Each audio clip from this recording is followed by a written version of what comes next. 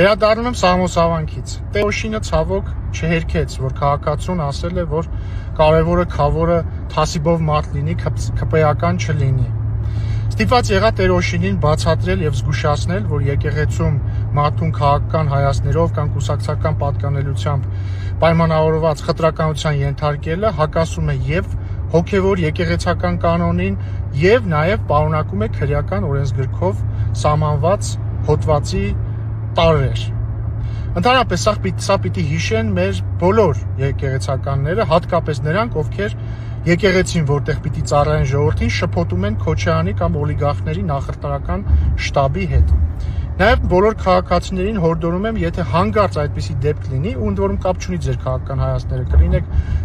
իշխանամետ, ընդդիմադիր, եթե ձեզ որևէ հոգևորական պայմանավորված ձեր քաղաքական հայացքներով խտրականության կենթարկի, գրեք ինձ։ Լավ եղեք։ Հավանիր տեսանյութը եւ բաժանորդագրվիր նորությունները բաց չթողնելու համար։